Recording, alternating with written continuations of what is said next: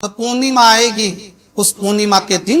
जो किसी जलाशय के पास में जाकर, नदी तालाब कुंड कुआं किसी जलाशय के पास में जाकर अगर एक दिया लगा देंगे तो उस पर पुण्य फल 1000 गुना होकर प्राप्त हो जाएगा। बन सके अगर लक्ष्मी की कमी है, लक्ष्मी नहीं आ रही है, व्यापार नहीं चल रहा है, तकलीफ बहुत ज्यादा है, घर में कष्ट है, कर्जा जाता है, तो तांबे के कलश के ऊपर, तांबे के कलश में पानी भरना, कटोरी रखना, उस पर लक्ष्मी जी की मूर्ति रखना। लक्ष्मी जी की मूर्ति नहीं हो तो चांदी का सिक्का रखना। उसके सम्मुख में आप 31 दीपक 31 दीपक घी के लंबी बाती के जला दे मारक, एक एक कमल दत्ता उस 31 दिए के अंदर डाल देना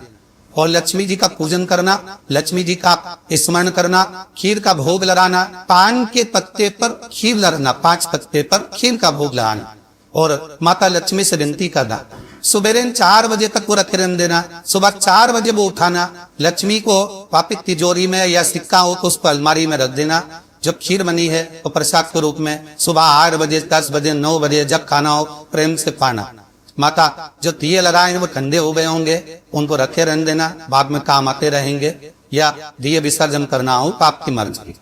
पर वो मट्टी के दिए लगेंगे, आटे के दिए नहीं लगेंगे, मट्टी के दीप लगाना है आपको। 31 घी के दिए लगाना। लक्ष्मी जी का पूजन करो, पंकु चावल हल्दी मोली से सब तरह सुख मिलेगा, आनंद मिलेगा, लक्ष्मी की वृद्धि होगी, कार्य सिद्धि होगी। पीपल के पत्ते 5 लेकर उसके ऊपर खीर नाल का रात्रि को खा लेने से महाराज तबे की बीमारी, श्वास की बीमारी रुक जाए। वो बीमारी पड़ती नहीं है, उससे कष्ट में न होता। जिन बच्चों के नेत्र कमजोर होते हैं और रोशनी कमजोर होती है, इन रात्रि को 12 बजे भगवान चंद्रदेव का दर्शन कराइए। 5 से 7 मिनट तक नयन मिलाए चंद्रदेव के साथ और बाद में ये पीपल के पत्ते पर खीर जो चंद्र के नीचे रखी हुई है उसी खीर को चका दीजिए, फिर चंद्र का दर्शन करा, फिर खीर पर चका दीजिए। महाराज नयन की ज्योति बढ़ती है, नींद रही आती तो निंदा आदि भी प्रवेश करती है, निंद्रा अच्छी आती है, आनंदित हो। महाराज जिस व्यक्ति के शरीर में गांठ पड़ जाती हो, शरीर काला पड़ जाता हो, चक्के पड़ जाते हो या दांत खात खुजली हो जाता हो, उसके लिए भी शिवरात्रि को 12 बजे महाराज भगवान चंद्रदेव के लिए 21 दिए जलाए जाते हैं। उस 21 दिए की कालोज एक थाली में इकट्ठी करी जाती है, काजल कालोज को इकट्ठी कर कर शरीर में गाय के घी के साथ में जहां जहां जगह पर चकते हैं गांठ है वहां लगाया जाता है। उसको 5 या 7 दिन लगाइए, उसके बाद न रोज प्रतिदिन लगाने के आधे घंटे बाद स्नान कर लीजिए, आराम करना प्रारंभ हो जाएगा। पूर्णिमा की रात्रि के बीच में जो दामोदर भगवान का, कृष्ण का, शिव का मंगल आनंद करेगा, अभिषेक करेगा, पूजन करेगा, स्मरण करेगा, उसके सारे दुख दरिद्र दूर हो जाए। दूसरा क्रम, आप शाम को प्रदोष काल के समय 4:30 बजे से 6 बजे के बीच में 1 नौका पानी, उसमें 5 बेलपत्र रखा, 1 कमल दत्ता डालकर भगवान चंद्रेश्वर महादेव के नाम से भगवान शंकर को चढ़ा दीजिए। आपकी जो कामना वो कामना कर कर चढ़ा, विनती करे चंद्रेश्वर महादेव को और निवेदन करे कि हमारा ये कार्य सफल हो। पूर्णिमा की रात्रि को गर्भवती नारी अपनी नाभि पर यदि चंद्र की दृष्टि पड़वा लेती है तो बच्चा विकलांग पैदा नहीं होता। गर्भ से जो बालक होगा श्रेष्ठ होगा, विद्वान होगा, चतुर होगा, पढ़ने में होशियार होगा,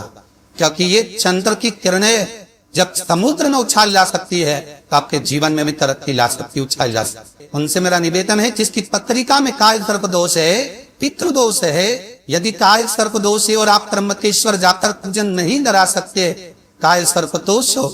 तांबे के कलश में 70 भर लो, उस पे चांदी के 2 नाग नागिन कलश, रविवार के दिन सिर के पास में जिस घर में सोते हो, पलंग पर सोते हो, उस पलंग के थोड़ी सी दूर पर उस कलश को रख लो। सोमवार को स्नान करो, सुबह जल्दी उठकर दोनों नाग नागिन की पूजन करो, घर में किसी से ज्यादा बात ना करो, स्नान कर कर पूजन कर कर थोड़ा सा कटोरी में कच्चा दूध लेकर उस नाग नागिन पर चढ़ाकर पूजन कर कर सफेद फूल 2 चढ़ाकर उस कलश को ले जाओ और शंकर जी के शिवलिंग पर ऐसे अर्पण कर कलश वापिस ले आओ, नाग नागिन 70 चढ़ाओ, वापिस घर पर आओ,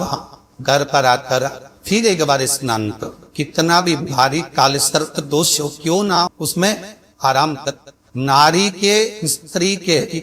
जितने भी रोग होते हैं, जितनी भी बीमारियां स्त्री के अंदर होती है, नारी तत्व में जिन जिन बीमारियों के लिए नारियां परेशान रहती है, एक जायसफून का जो फूल आता है वो घंटी वाला फूल देवी जी को चढ़ता है, लंबा जायसफून का फूल, और अशोक सुंदरी वाले स्थान पर उस फूल को रख दे और माँ से भगवान शंकर से विनती करे कि हमको ये तकलीफ है, नारी की जो तकलीफ होती है उसके लिए अशोक सुंदरी का नाम लेकर शंकर के मंदिर में बैठकर ही खा ले, तो स्त्रियों की जो बाकी की बीमारियां हैं वो धीरे धीरे समाप्त हो जाती है और नारी निर्मलता का भाव पाती है। अशोक सुंदरी का इतना प्रमाण, शिव महापुराण बहुत सुंदर व्याख्यान कर रहे हैं। एक निवेला में आपको फिर कहूंगा, जिसके घर में शांति ही ना रहती हो, सुख ही नहीं है, क्लेश 24 घंटे बना हुआ है, घर में ना कोई बात ना कोई प्रसंग, उसके बाद भी सबका मुंह खुला हुआ, उसके बाद में सबका चेहरा उतरा हुआ। जिस घर में सुख और शांति ये दोनों चीजें नहीं है, लाल वस्त्र में लाल खून रखकर उसमें थोड़ा धना, धना जानते हो, खरा धना आता है, धना पाउडर नहीं, धना हरा धना, और 5 गोल सुपारी, जो गोल सुपारी होती पूजन वाली सुपारी, 5 पूजन वाली सुपारी, 5 बेल, इस लाल वस्त्र में रखकर घर के मध्य भाग में पूरे घर का केंद्र इंदु मिला लो, पूरे घर का नाभि कोण मिला लो, पूरे घर का नाभि हिस्सा डाले, मध्य हिस्सा डाले, मिलाकर वहां पटे पर रखकर कोको चावल से पूजन कर उस पर 3 बार पानी को फेर कर भगवान श्री गणेश जी महाराज के मंदिर में बिना बोले जो रख कर आ जाता है, उसके घर में कभी क्लेश नहीं होता, सुख और शांति ये दोनों प्रवेश कर जाता। शमी की पत्ती, शमी वृक्ष का जो महत्व पहले कहा है,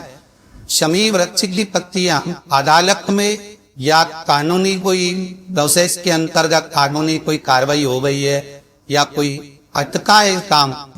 तो शमी की पत्तियों को 5 जगह पर चढ़ाया जाता उस कार्य को निपटाना। पहला अशोक सुंदरी की जगह पर, अशोक सुंदरी की जगह कहाँ है आपको मालूम है, पहले भी बताया। जैसे ये शिवलिंग है, ये जलाधारी बोल, उसके सामने ये चरण, बीच में जो एक मोटी सी लाइन होती है वो अशोक सुंदरी की जगह है। तो अशोक सुंदरी की जगह पर शमी पत्थर को चढ़ाया जाता है। अब शमी पत्थर अशोक सुंदरी की जगह पर एक स्थान, दूसरा शिवलिंग के ऊपर, वो तीसरा जहां शिवलिंग रखा है, जहां शंकर का शिवलिंग रखा है उस कटी भाग पर शमी पत्थर को चढ़ाया जाता है। चौथा नंदी का जो चरण उभरा उठा हुआ दिखे वहां शमी पत्थर को चढ़ाया जाता। 5वां शंकर भगवान के मंदिर के द्वार पर शमी पत्थर चढ़ाया जाता है। केवल एक ही बात चढ़ाना चाहिए, जिस कामना से चढ़ा रहे हो, या अदालत में कार्रवाई चल रही हो, या कोई प्रशासनिक परेशानी आ गई हो, या कोई काम अटका पड़ा हुआ है, तो उसके लिए चढ़ाए। 5 स्थान शमी पत्थर को आप चढ़ाएंगे, आपकी प्रशासनिक जो व्यवस्था है वो सुचारू हो जाएगी, वापस भी तकलीफ नहीं आएगी। शमी पत्थर की मान, यदि मान लो शरीर कहीं से सफेद पड़ रहा है, कहीं से तालाब पड़ रहा है, शरीर में से खाल की फुफरी निकलना प्रारंभ हो गई हो,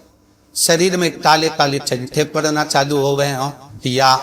कोई विशेष रोग काया विकार हो रही है, तो सीधी सीधी बात शिव महापुराण की कथा कहती है, पीपल का पेड़ कथा, उस पत्ते पर थोड़ा सा चावल अपने हाथ में लेकर